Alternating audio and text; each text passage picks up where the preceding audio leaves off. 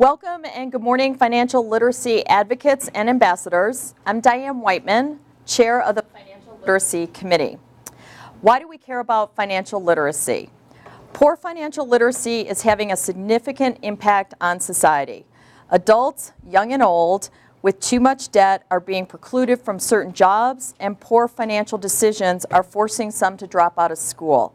If people aren't able to acquire skills, we are going to be left with an uncompetitive and unattractive workforce that will require us to rely more on social programs. Thank you for coming this morning to learn about the tools that the committee has developed and for giving us the opportunity to share with you what we have learned from the presentations that we have given. Our goal this morning is to provide you with an overview of the resources that are available through the Society, the committee, and the website. Over the past few years, we have developed materials for and/or worked with Habitat for Humanity of Colorado, creating the Family Workbook, keeping track of your family's financial future, which includes a Spanish version. Feed the Piglets, which is a 6-part program, was presented at Lowry Elementary School and has been the foundation for numerous presentations. Money Smart Week Teacher Workshop, which we did in conjunction with the Jumpstart Coalition, was designed to help teachers understand the new financial literacy standards the Colorado Department of Education recently adopted. Small Change Adds Up, which is a 6-part children's program developed initially for and in conjunction with the Daniel Graham Foundation to offer families a working knowledge of financial literacy. Take Control of Your Finances, Plan for Your Future, was developed for Warren Village, which is an assisted, low-income, previously homeless single-parent families moving from public assistance to personal and economic self-sufficiency through subsidized housing. There are many more, some of which you will hear about later this morning. All of our programs are available on the Society website and can be used by anyone throughout the state. Depending on the time that you have available, you can facilitate a one-time session like the program we did for the DIA janitorial staff, or a multi-part program such as the Women's Bean Project and Warren Village. In the next news account issue, we will be announcing our newest project.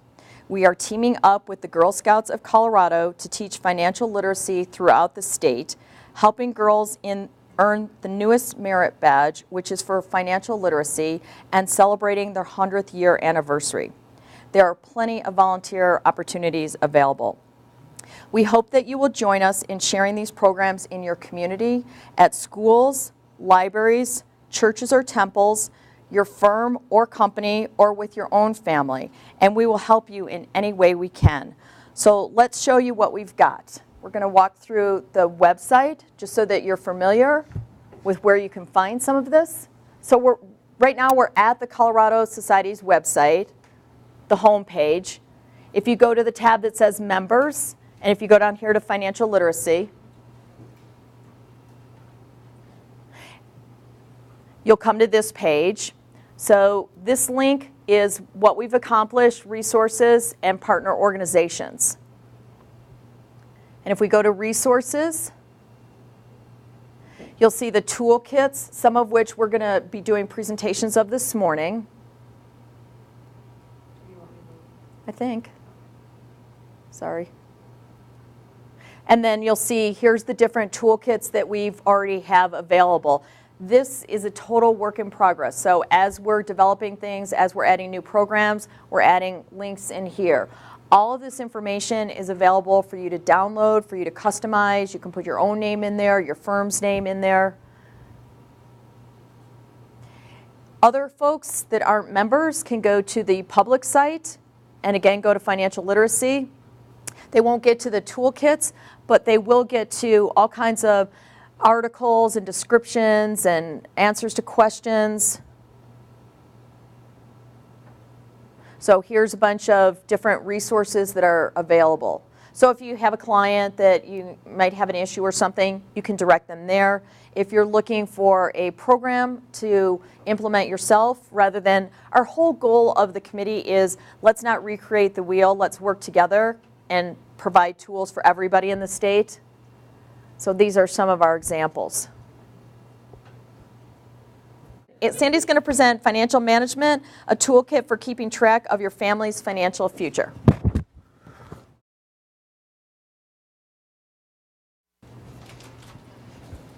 Good morning. So you'll find the items I'm going to reference here at the beginning of your booklet. And I'd just like to give you a little background of how these materials were used. So we developed a workbook in conjunction with Habitat for Humanity. And some of the resources are available up here. We'll look at those in a minute. And that was really targeted towards clients of Habitat. We then took those materials and we had an opportunity to work with Warren Village, as Diane mentioned, and we adapted those materials to use in a 3-part program at Warren Village. So it ended up being 3 sessions of 1.5 hours each. And this booklet that we're going to mainly refer to this morning is what we used for that. Okay. Okay. So this is the Habitat one? This is Habitat. Oh, okay. So you'll see out on the website that we have a toolkit materials for the Habitat materials that were prepared. And that actually is 2 publications. One is to use with your audience, and one is a facilitator's guide. And then we also have the financial management publication that you have a copy of in your booklet. And we'll be referring to that this morning also. Okay. So what we did, this booklet that we'll be looking at in here has a lot more material in it than what we actually presented. So there's going to be a wealth of information in here that you can draw upon. And it's a toolbox. So if you see opportunities to do 1 or 2 sessions, we invite you to do that. And again, the way we used it at Warren Village was we provided the participants the entire booklet. We went through 3 of the sessions and then kind of referred to the rest of the materials as additional resources that they might want to look at in the future. Okay. So what you've got in your booklet, we could just take a look at that quickly. The first item you'll see, take control of your finances, plan for your future, and instructor's guide. And that's about 5 pages long. And it kind of gives some tips for facilitating this course to give you some kind of detailed information that you can then prepare a lesson plan and prepare to go in and facilitate a session. And I'd like just to touch base on some items in that instructor's guide. So basically some tips for administering the course, because again, in administering these courses, you know, there are some logistics involved. Some really key things that worked for us is to have at least 2 people at each session, to have kind of a main point person. So that person's really the main person responsible for facilitating the session. And if there's a lesson plan or something that needs to be prepared, they're really the main point person. But it's so helpful to have at least one other person there to handle, give you logistical support, to help with participants. Because as we'll talk about, you don't want to just get up there and talk for 1.5 hours. You want to get the participants involved and do a variety of activities. And so we found a lot of breakout sessions were really good to allow the participants to share about the topic we were talking about, to share their experiences and to learn from each other. And when we had those small breakout groups, to have 2 or 3 people on hand, because I think our target was to have 3 of our committee members on hand, and then each of us then would sit down with one of the small groups to discuss and to help facilitate the discussion. So that worked really well for us.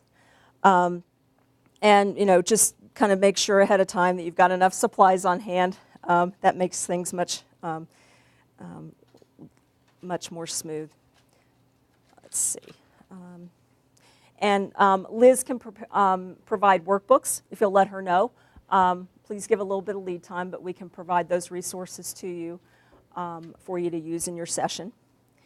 And so this guide really focuses on using subtopics 1 through 3 in this booklet, and we'll take a look at that. Again, there are additional topics in the booklet that you could have an even longer course. We found that this course, we ran 3 sessions over a 4-week period. So we had a little bit of time in between, and we assigned homework, and but it was a short enough time period that we had some continuity in attendees, which worked really well. Let's see. And then there's just some basic teaching tips and techniques, really focusing on individuals learn differently. and kind of to give you some tips, depending on the type of learner that you have, different ways of learning work better. For example, you might have visual learners in your group, so to use things like whiteboards and PowerPoint presentations, diagrams, flip charts, that kind of thing, so that they can see the content visually. Versus active learning, where some people learn better when they're actually doing it. And so to have also interspersed with activities where people are getting involved and they're doing the work themselves. And just a point that adults want to learn because they have a need for knowledge that will allow them to better cope with their life-changing events. So, also along with that, adult learners learn best when they can hook in what we're talking about in the class to their personal experiences. And so we tried to relate back to, how have you come upon this challenge in your life? Let's talk about that. And we would have a small breakout session so that they could discuss among themselves, how they had experienced the situation. And then we could brainstorm ways to improve the situation as a group using the flip chart to discuss those ideas back as a group. We generally started each session by soliciting input from the group. Again, it's a great way to get everybody engaged, come up with what we're going to be talking about in this session, and get ideas of challenges that the participants have had. Gets them talking and kind of thinking along the lines, and then we can kind of jump into some of the content. And then what we found, it was really good to have a multiple course session. And again, that may work for you, it may not. But to have a multiple, we had 3 series, and we could continue to build on the sessions as we went. So to kind of link those together. We would give homework for the next session, and then when we came back, we would review what we had done the previous time to try to reinforce some of the concepts we were talking about, and to hopefully make lasting change. Because again, as you know, sometimes we go to seminars, hear great ideas, walk away, and never use them again. If we can continue to reinforce this, maybe some good habits will develop and have a lasting effect. So as you'll find after just the information on learning styles and teaching tips, then what we did was kind of gave some suggested activities and guidelines for sessions 1, 2, and 3 that we actually worked on at Warren Village. So for example, the session 1, just as kind of an opening of talking about, what are your goals? And then some suggested activities. We'll see in the booklet here behind. There's a case study in there that is really a kind of a nice place to start. It can spur some discussion among the participants as a challenge that an individual in the book had. So people, if they aren't really comfortable talking about their own individual situation, they can talk about somebody in the book, and that kind of spurs discussion also. And then some ideas about, small group sessions, again, to get the participants discussing among themselves.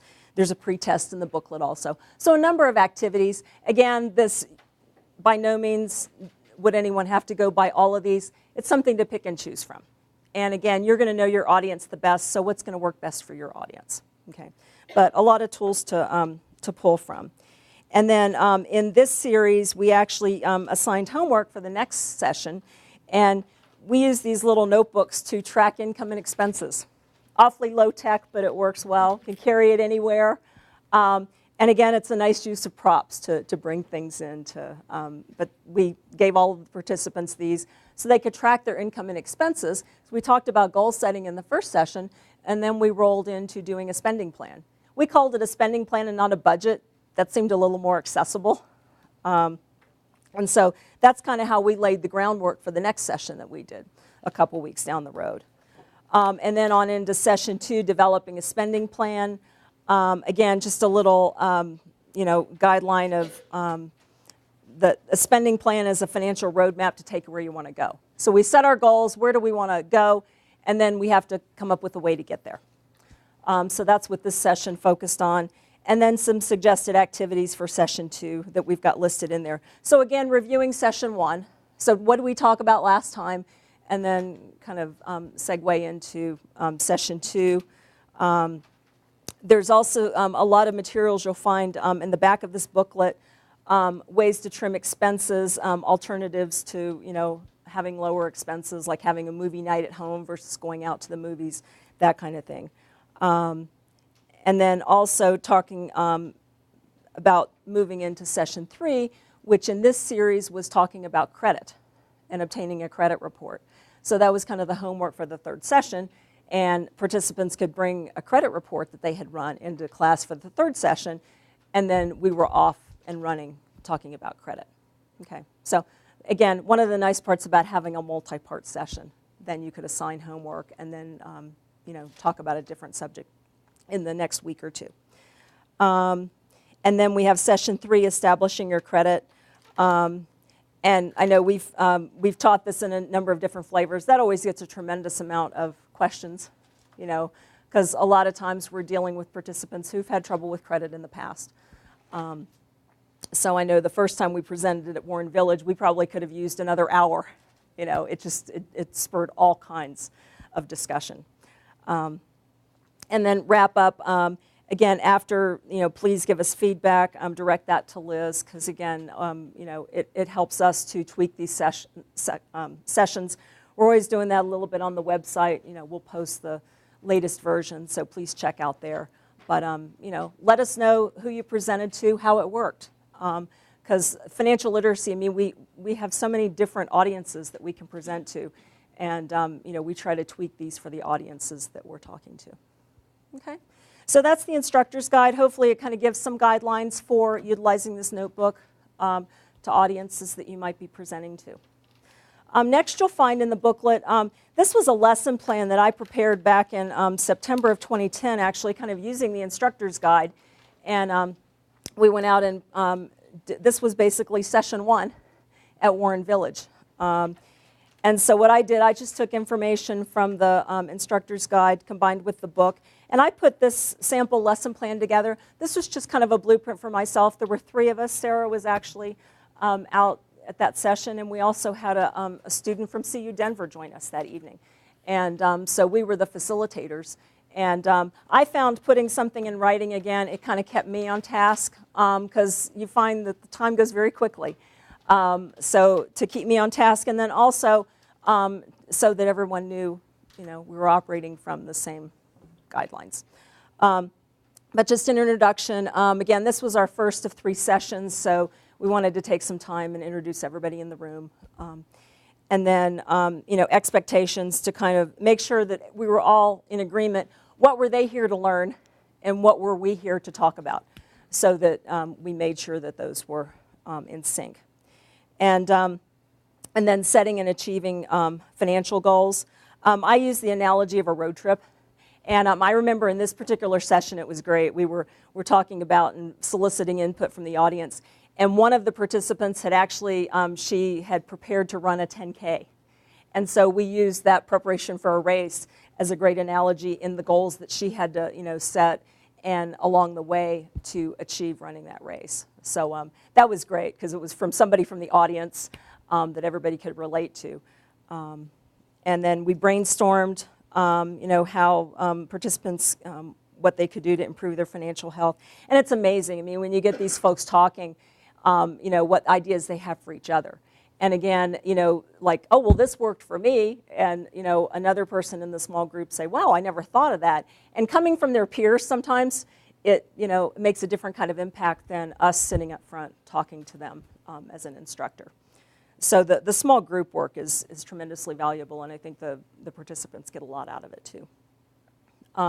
And then 4 steps for setting financial goals. These steps are actually in the workbook. We'll take a look at that in a few minutes, but just really a nice simple process for goal setting. And then we also have a lot of resources again at the back to point that out to participants so that they can look up additional resources as they want to. And then, like I said, we assigned homework to lead into the next session. And we had fairly good continuity. And, sometimes, again, multiple sessions will work for you. Sometimes they won't.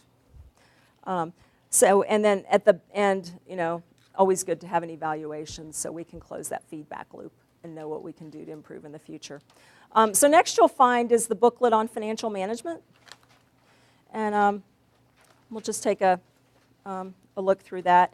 And if you look on page 1, has kind of the training contents. We used subtopics 1, 2, and 3 in this 3-parts workshop that we did. But again, you see we've got, debt and savings, benefiting from tax laws, understanding insurance. So a lot of other things that you could also expand upon, just as time permits. So if you want to flip on over to page 2, this was actually the case study I referred to earlier in the instructor's guide. Again, sometimes participants will be really forthright about talking about their personal situation and sharing that, and when they are willing to do that, it seems to work really well because they can provide input and what's worked for them, what hasn't worked for them from a personal standpoint. If they're not so much, you've got a case study here, and everybody can kind of critique what's going on with Martin and not feel, defensive or anything. So that's also another approach. And then we have this pretest here, how ready am I? And this was kind of helpful to actually spur discussion. I've used this in the past where had participants take this pretest and then just kind of quiz them as a group, what things, did you miss, what things did you get right? And use that as a way to kind of focus the conversation. Because we don't want to spend our time talking about stuff that everybody already knows. And so we could kind of use the results of this pretest. I'm sorry, turn the pages. Oh, yeah. Okay. See, I'm over. How ready am I? So back one more. Yeah. Yeah. So this, how ready am I? The pretest. Again, besides giving participants a good assessment, they could also, take a look, and we could focus in on what we still need to talk more about. And then setting goals. So this is kind of the area that we used on goal setting, and focusing on getting them to think about what goals they had. Some was paying off a credit card. Had some in sessions of being able to purchase something for their kids. And so whatever's meaningful for them. And again, one thing that I like to talk about is, start simple, start small. If you're not familiar with goal setting, come up with something that you can attain that's fun for you, that you can kind of get jazzed up about, and then get bigger and bigger. Because sometimes I know in sessions it's like, well, I want to go buy a car. It's like, okay, well, maybe we start a little smaller. Maybe we'll start a little smaller and get a win, because something like that may be a multi-year thing to save up enough.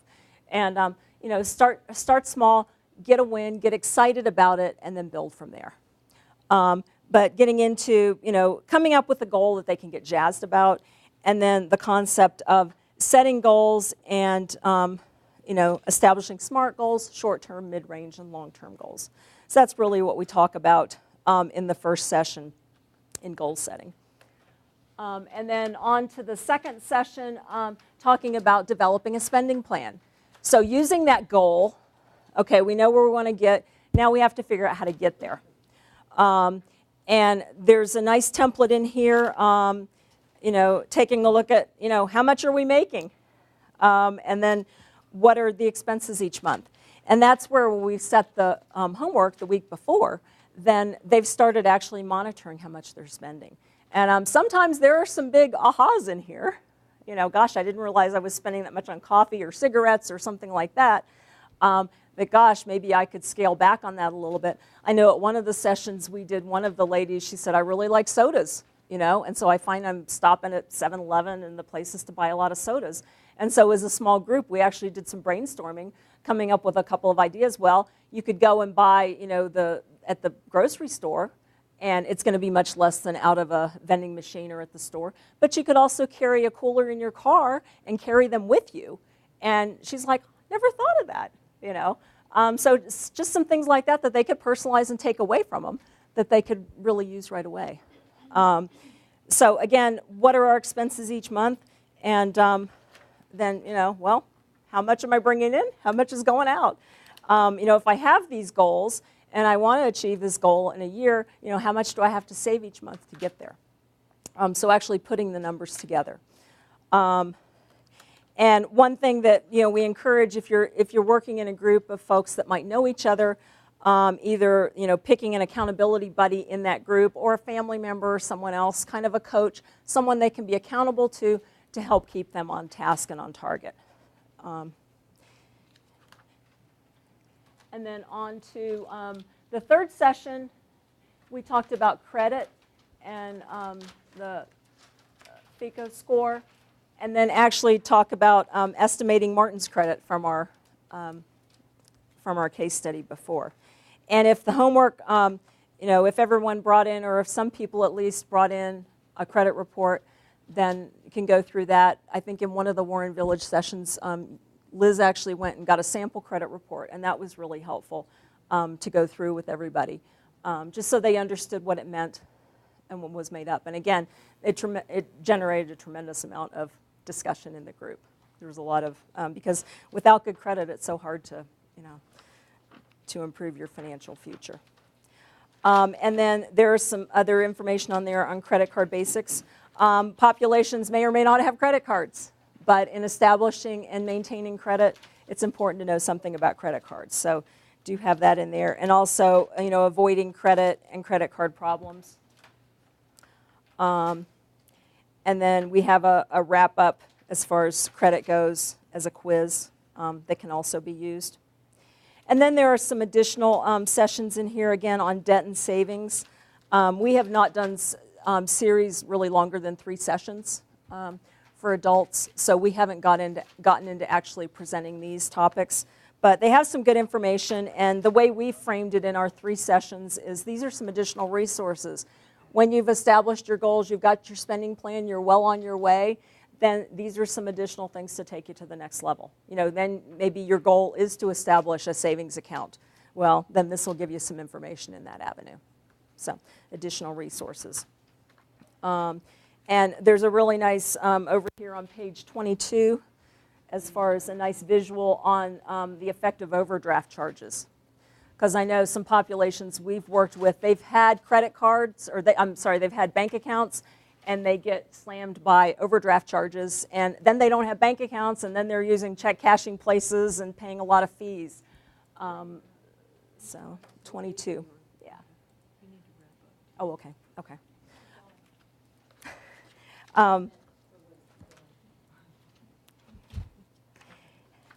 So then you'll find at the back of the book that we have a lot of resources, understanding insurance, where am I now, and then I like this, creative ideas for lowering expenses. We pulled this from the Feed the Pig website. So just a treasure trove of ideas that, again, that can spark discussions in your groups. Okay? So that's how we use these materials. Hopefully that's helpful to you. It was a really good program, well received by the participants, and that's it. Thank you.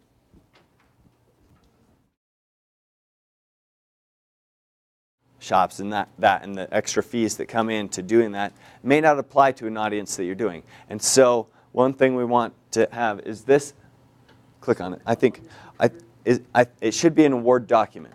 And we did that so that you can customize and you can change it. So we chose 4 topics. If you have one that's more applicable, like credit, or it might be,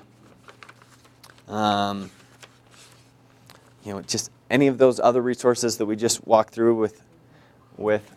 So it's in Word, so you can customize it and change it however you want to make it applicable to your audience. And so, again, like I said, we had traps was a big thing they wanted to do.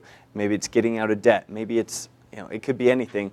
We've got a bunch of other resources on here that you could hopefully just copy and paste and minimize your time to prepare. We just want you to be aware of the resources that we have so you can quickly get good material out and customize it to whatever your needs are. So if we go on, so this is the first topic, went through, just kind of more or less a good basis for discussion of, all right, needs versus wants. And if you are making around minimum wage for these people. You don't have a lot of extra money, and so how much money may you have extra above just housing, transportation, food, and then it's basically identifying what do I have, which will be the next step, like the spending plan.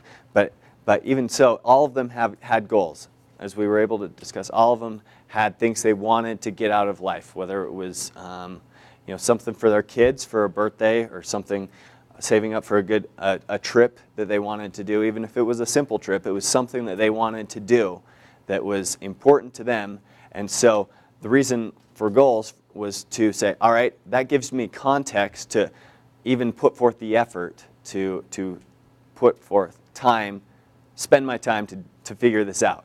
And so if it was a goal that they wanted, and some of them it was retirement, and they said, all right, what is it going to take for me to get to retirement and just understand it? And so everybody has their different goals, but that was a priority. And then at the bottom, again, it's homework. It just depends on your situation of what you're doing. If, like, especially like Sandy was talking about, if you have multiple sessions, you can follow up. If you don't, maybe it's just that, what do we do? What do we act? And so taking a few minutes to say, all right, let's write down a few goals, on the next page. And that's what we did. We walked through and we said, all right, what are your goals?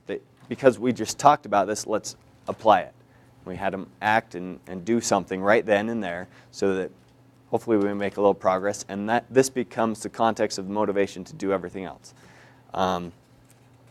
Spending plan, again, nothing novel and great about this in these ones, other than if you're getting somebody to never, who doesn't currently track their money, to start tracking their money, that can be a big hurdle, and it's breaking those habits that they've done for their whole life, potentially, if they've never done one. And so what are some of the things that you can do to get somebody to go from never to keeping a budget to actually doing one?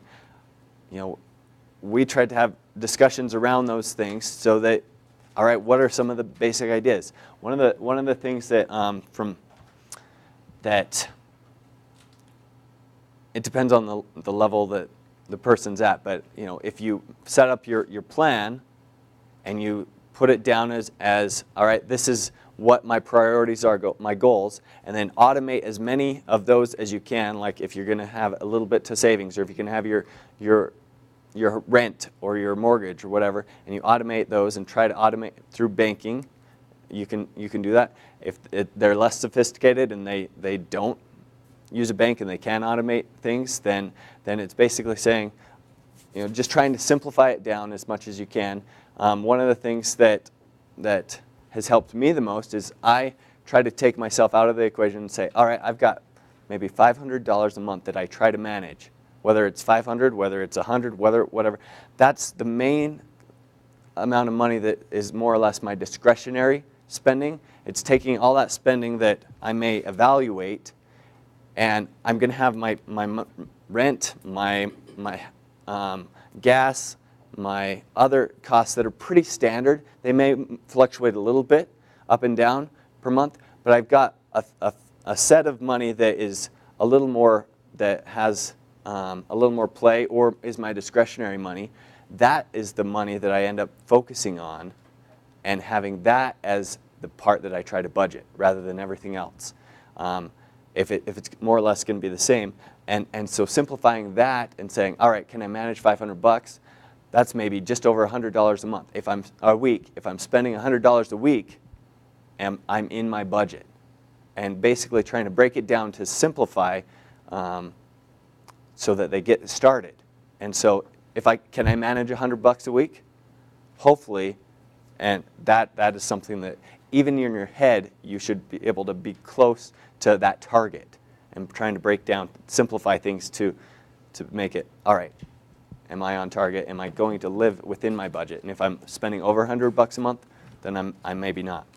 And so, again, like I said, topic 3, we talked about where your money can go and how you can lose money by using some of these rent-to-own, other paying late late fees or check cashing ones.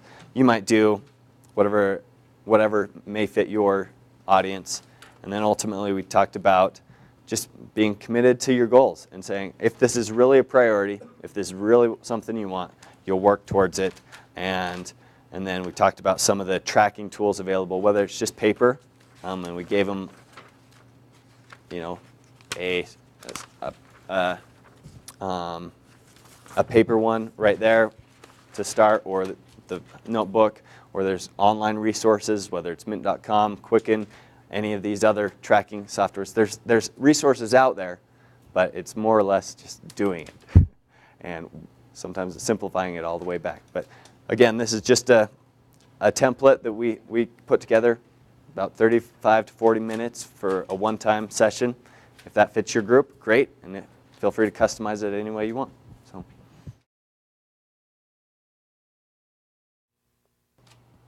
Okay.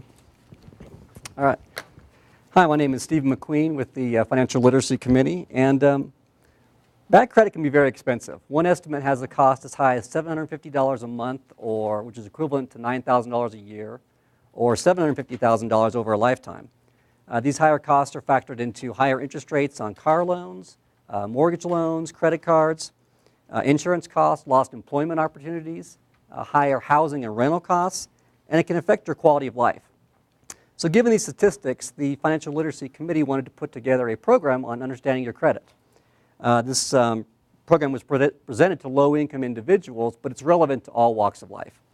So I'd like to share with you how this was last presented at the Women's Bean Project, which I'm not sure if you're all familiar with that, but it's a organization that helps women re-entering the workforce, low-income individuals.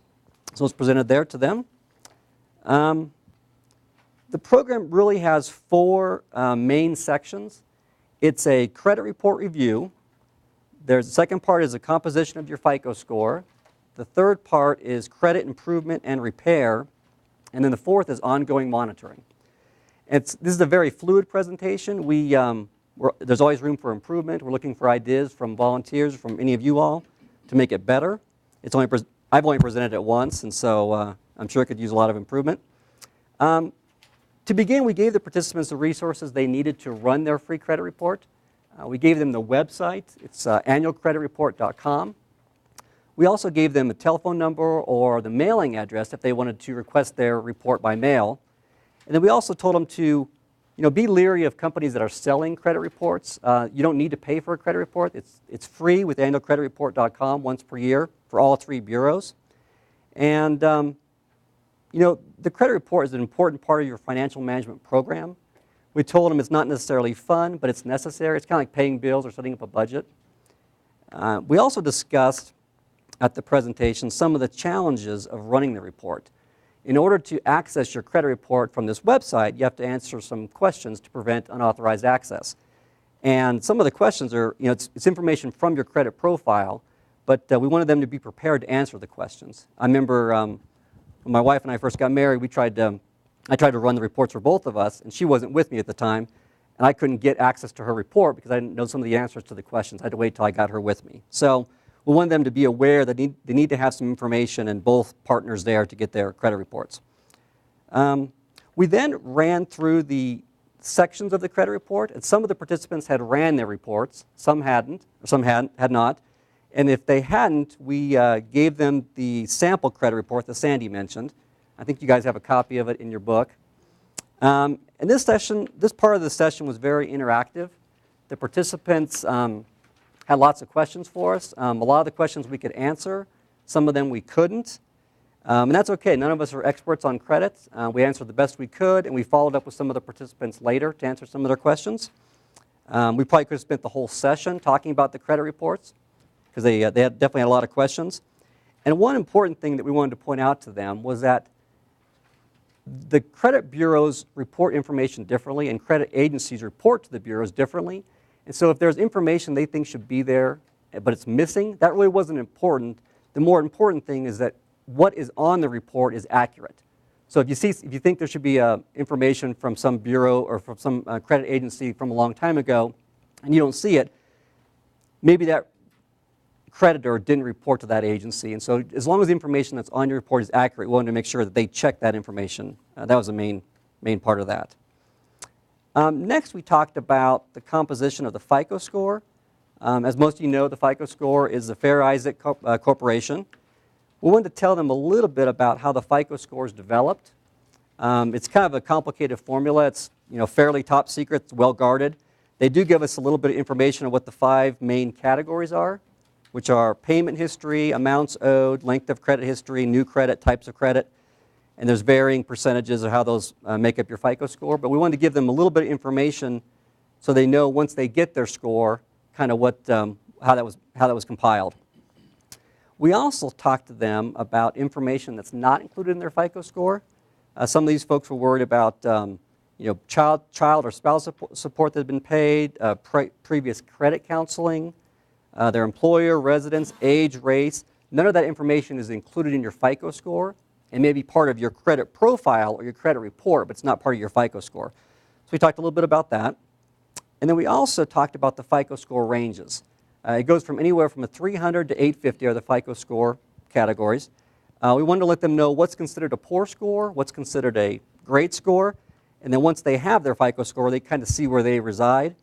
We also gave them some statistics for FICO scores, national averages, information like that. That was kind of interesting to them.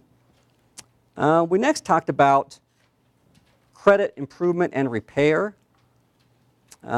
Improving credit, a lot of these items are obvious to most of us, but they needed reinforcing. So we talked a little bit about running credit reports regularly. That's probably the most important one.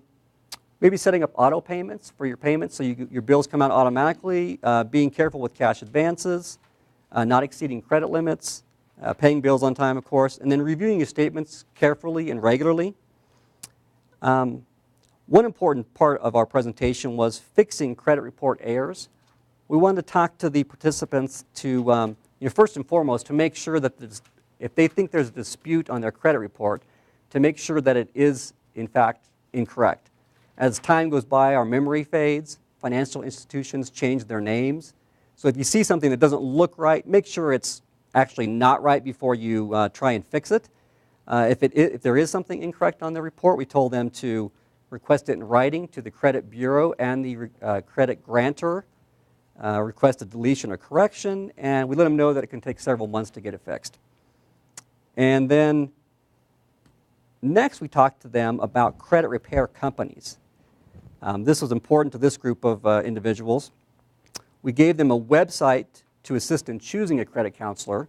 And then we told them to be leery of empty promises from credit counselors who say they can clear up their credit or wipe out all their credit issues. We also gave them some questions to ask of potential counselors, such as what kind of fees they charge, are they licensed, what are their qualifications, how are they compensated. And we also told them to do their own due diligence. Many firms are currently being investigated, so you want to make sure you're working with a reputable firm. So we want to make sure they were good on that. And then we moved on to ongoing monitoring. Kind of the theme of our presentation was the most important part of keeping track of your credit to make sure there's no fraud and make sure everything's accurate is to run your credit report. You can do it free once per year. Once you get doing it, it's just make it a habit doing once a year. So we told them that. It's an important part of their financial management program. There's different strategies. You can run the report all 3 bureaus at once, or you can run maybe one every 4 months because there's 3 agencies. Kind of keep track of it throughout the year. Doesn't really matter. You can do it either way. And then to keep your reports in a safe place and to compare to prior years. And then after our presentation, some of us from the committee met and we discussed ways to make the presentation better going forward. Some of the ideas we came up with, I think Liz came up with this one as a games with like a wheel spin for FICO scores and prizes. Maybe have some mini tests to determine credit understanding, breakout sessions. And then also, I thought this would be a good one, analysis to visually present the cost of bad credit, kind of show them what they're paying, bad credit versus good credit, what the difference would be. And then maybe a cost analysis of like a rent-to-own place, cash advances and tax refund advances, how much they're paying for those types of services. And that's pretty much the presentation. We look forward, like I said, to hearing suggestions to make it better or to improve it.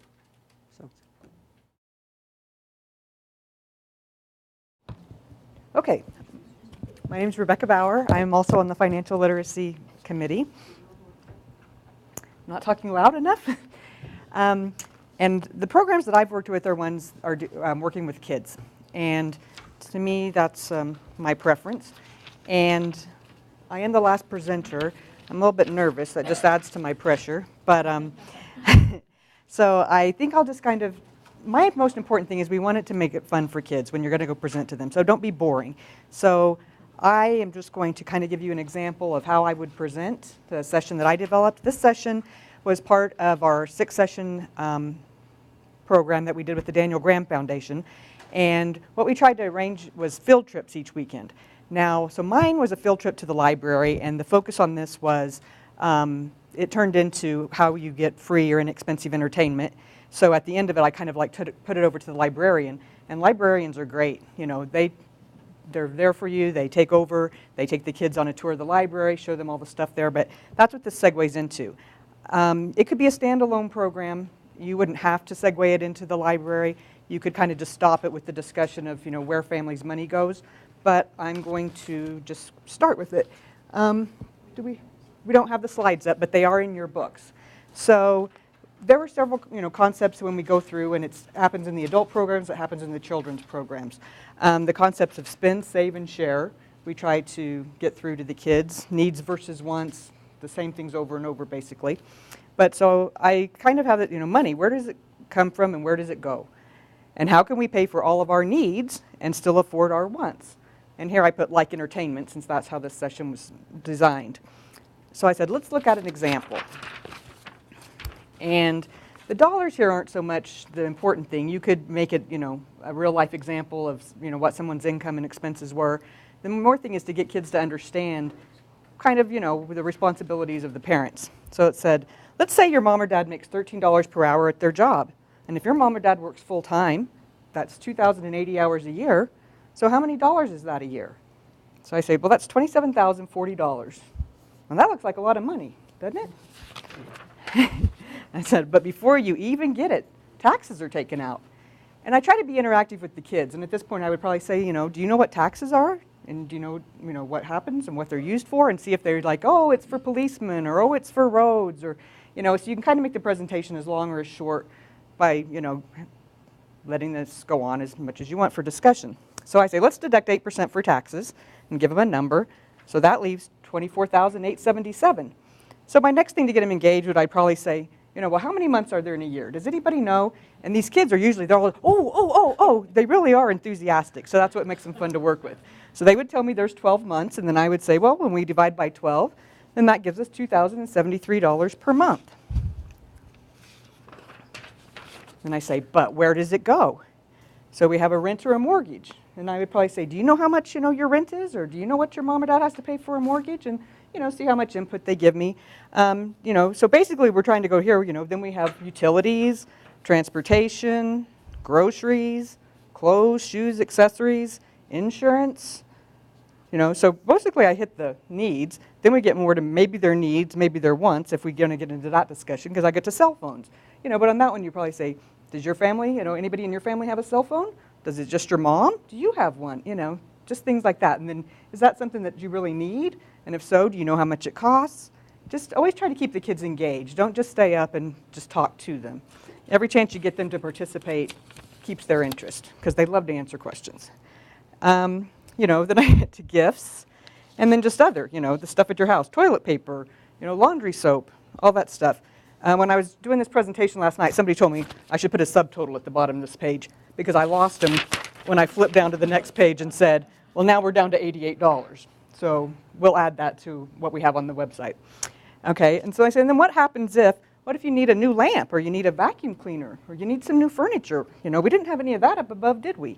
And, you know, or say, or if mom or dad has a car payment, we didn't have that up above. Or what if your car breaks down?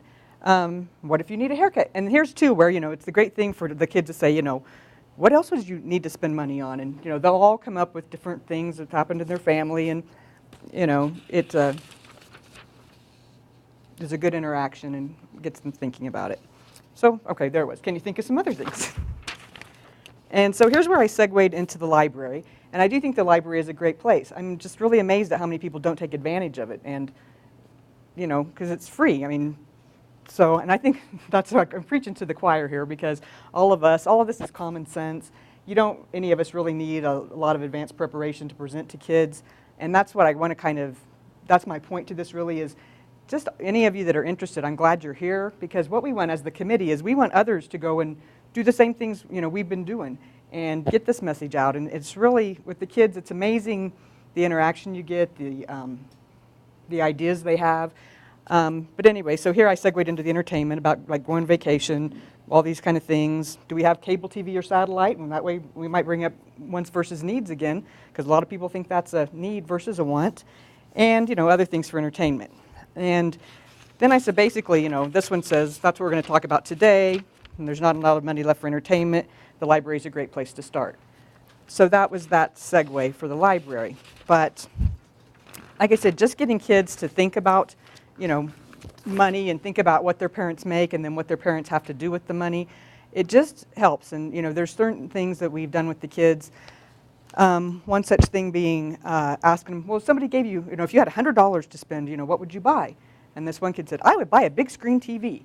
Well, that opened up the segue to say, like, well, how much do you think a big screen TV costs? You know, do you think $100 would really buy that? So, you know, it's humorous to us, but, you know, it kind of shows how out of touch kids maybe are.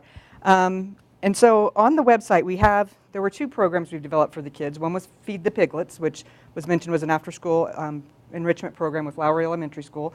And then the Small Change Adds Up, which we did in conjunction with the Daniel Graham Foundation. And some of the tools for all of these are on the website. So like I say, my little PowerPoint is on there. And, it will be on there.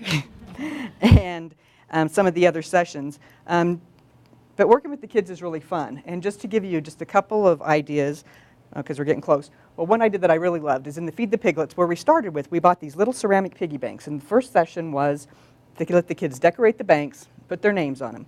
Then we also had a see-through, bigger piggy bank. And what we did, we wanted to introduce to them like the time value of money.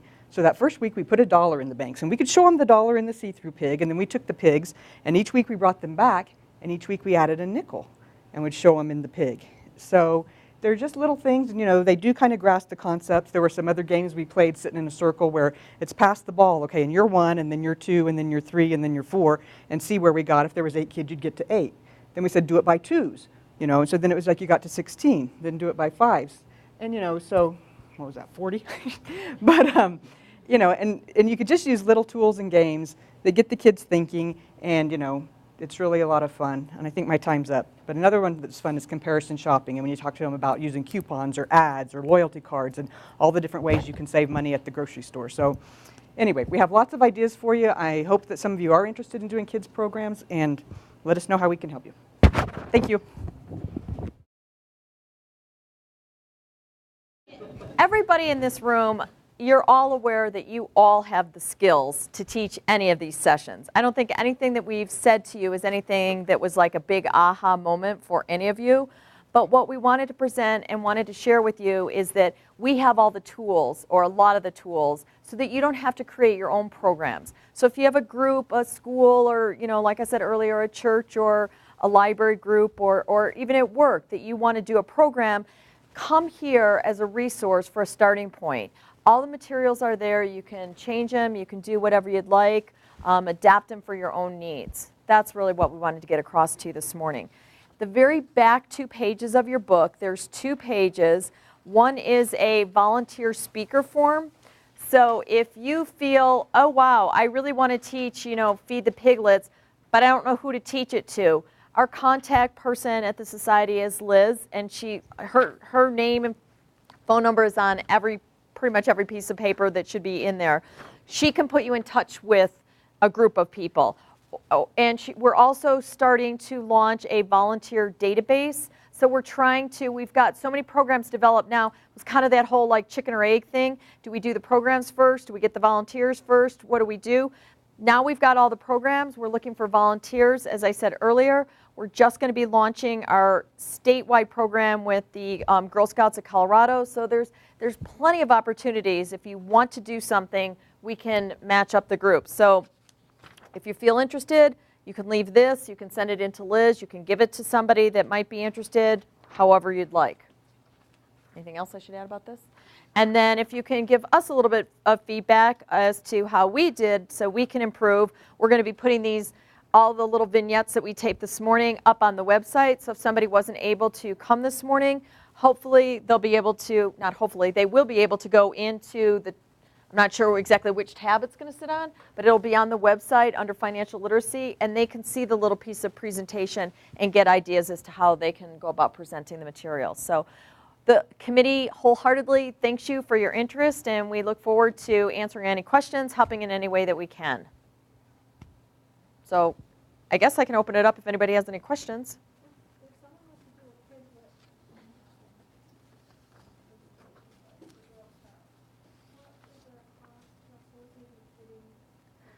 So before you answer, Rebecca, let me say the question. She's asking if somebody wanted to do a program, is there a cost that you'd have to come up with or the group would have to come up with to do the presentation? You know, it really depends, and I would say as far as materials and things, it depends on what group you're working with. If the Girl Scouts have resources, if you're working with a school, they might have resources, a company might have resources, the library had great resources, like definitely, like Sandy and I did a program at the library. They were more than happy to make all the photocopies, have all the materials. Most of the organizations welcome the fact that CPAs are coming in to do these programs, so they're more than happy to help in whatever way they can.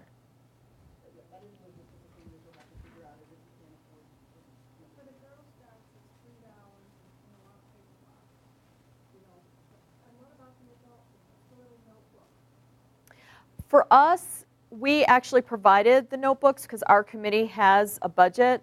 I don't know going forward if it's statewide. I don't know.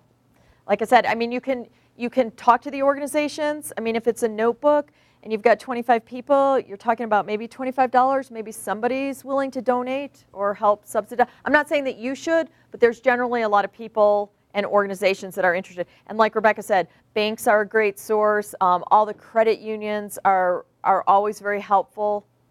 Any other thoughts? Sandy had that. It's probably not even $1. It's probably like a 25-cent thing.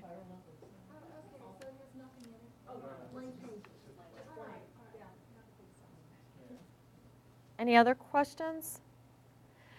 Our committee is very open to any ideas. We've had a great time developing all this. We're continuing to, entertain new ideas. So lots of opportunities for everybody. And it's a lot of fun. More fun than presenting here, actually.